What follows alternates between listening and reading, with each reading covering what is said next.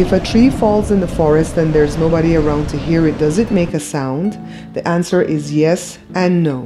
You're watching the Bear Pantry Show. For centuries, philosophers have been teasing our intellects with this question, and of course the answer depends on how we choose to interpret the use of the word sound. If we define it as vibrating air, then yes, the falling tree does make a sound even if no one's there to hear it. If there was a recorder present, it would pick up the sound, right? On the other hand, reality is merely an illusion, and sound only turns to be meaningful when we hear it.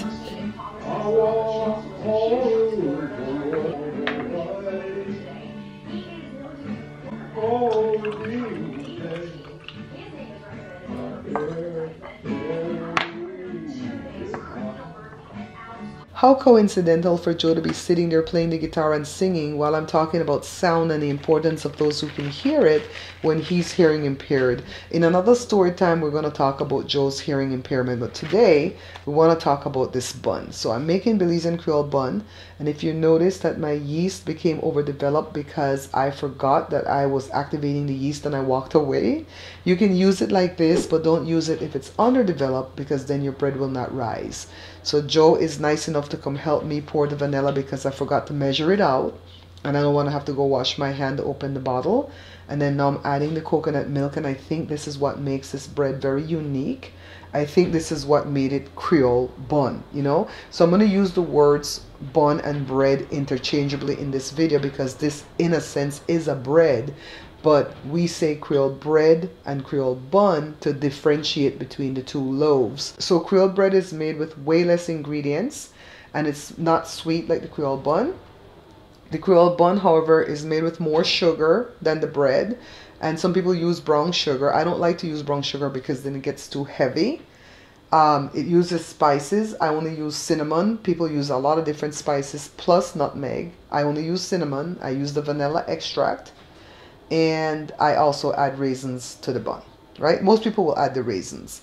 So I think the reason why they didn't make this bread a lot when we were little is because it was so expensive to make. I mean, look at all those ingredients. Have you priced vanilla? And then the coconut milk, they would crack the coconut, grate it, and squeeze the milk from the coconut flakes. Can we just pause for a second and watch me knead this dough from this point of view? I feel like I have such anointed hands when it comes to handling dough, but it wasn't always like this, guys. Back in the 1980s, when I first learned to make this bread, I sucked at it. My mom's aunt visited, Aunt Tileen, and she taught me and Joe how to make the bread and the bun.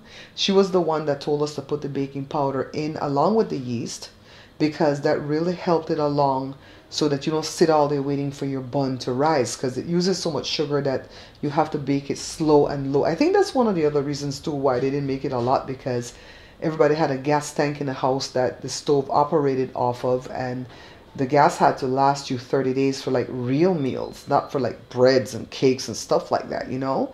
So I'm gonna go ahead and cut the dough into two to make two different loaves, and I'm not gonna make them round. Most of the time when Belizean people make the bread and bun, they'll make them round. I want to make them like a rectangular loaf, so I'm gonna roll it out with a rolling pin, and then I'm gonna tuck and roll and then put it in the loaf pan. So as we continue with the story, so they would make the bun maybe like at Easter time. But I do remember they used to buy this bun from that bakery called Sonny and Tan. And nowadays when my Belizean friends will call and say, oh, my family member came to visit me, and guess what they brought me? They brought me Sonny and Tan bun. And I just kind of roll my eyes behind the scenes because my bun come out way better than Sonny and Tan bun. There, I said it. Okay? So anyways, come back to the Creole bread. My Aunt Tileen would make that every Saturday, right? And then my grandmother had a brother who was alive at the time, and he would send his grandkids to come and pick up 2 loaves.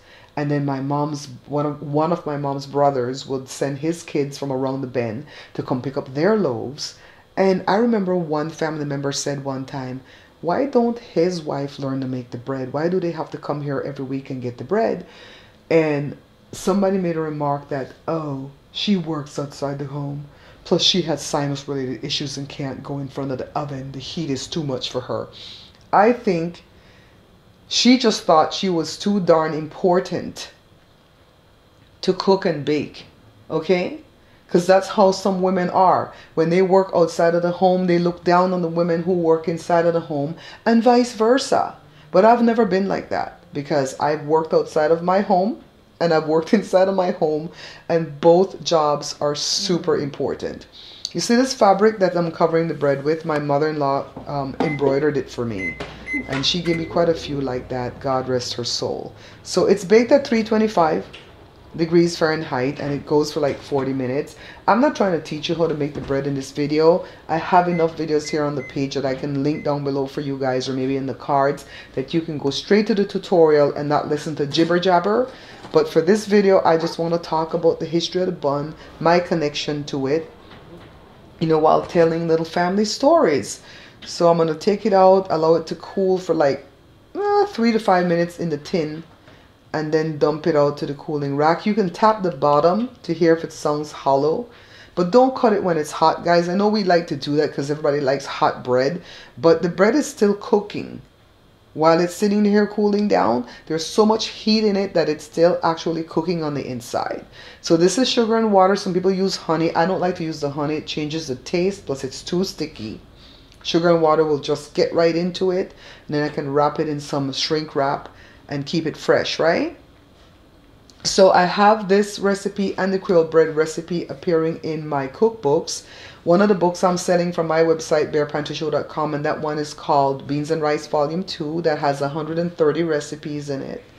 And you can look down below under the video. If I don't have anything tagged for YouTube store, you'll find my books down below, or you'll find it at the store tab right here on the YouTube platform. All right, thanks to YouTube for hooking up my website to my YouTube channel.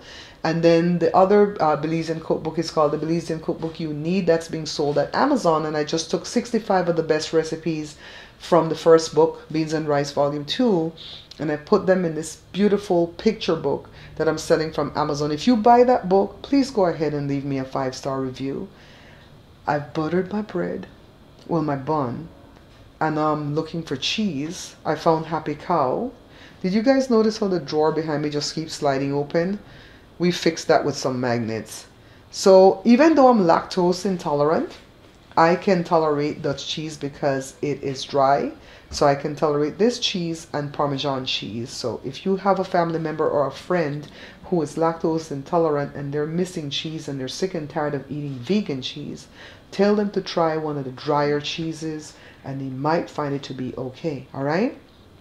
As I'm cutting my wonderful Dutch cheese and getting ready to wrap up my bun and put it away, I want to tell you guys a quick story about this one time when my Aunt Jenny, my mom, Jada, and me all went to Belize for a funeral. On the way back, my mom was bringing in 5 Dutch cheese, but what we didn't know is that the zipper on her suitcase busted. So when the suitcase came down the turnstile, all the Dutch cheese was on the turnstile. So Jada and I had to jump onto that thing and pick up those cheese and hand it to my mom and my Aunt Jenny. And then we had to find different bags that we were carrying to put the cheese in. It was a nightmare, guys, but it was worth it, bringing in all that cheese for my mom to sell from the store. So anyways, you guys, let me know if you have made my bread or bun recipe. Tell me if it came out great. Tell me if you've had difficulty in the process so that we can make it even more clear for you guys, okay? Also, if you purchase any of my books from Amazon, please go ahead and leave me a 5-star review. Tell me anything that you would have told me in real life. Let's say you met me in the street and you bought my book and you say, let me tell you what I like about the book. And whatever you were going to tell me, that's what you write in the comments at Amazon. It really helps to get the book out there in the algorithm, because you guys know that that woman, you know, the husband's dead and gone. That woman is still selling that other book, Beans and Rice and Jesus Christ. And I don't want you to buy that one, okay? Just buy the ones that I'm selling. Thank you guys so much for watching and hanging out with me today. And I'll see you guys in the next video. Don't forget to like, share, subscribe. And of course, I look forward to your comments, actually. Until next time, I'm Barbara.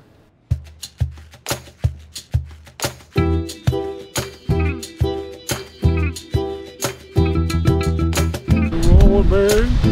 I know damn bird. I don't take issue with the owl, I take issue with the bird. No, the young people nowadays call stupid women birds.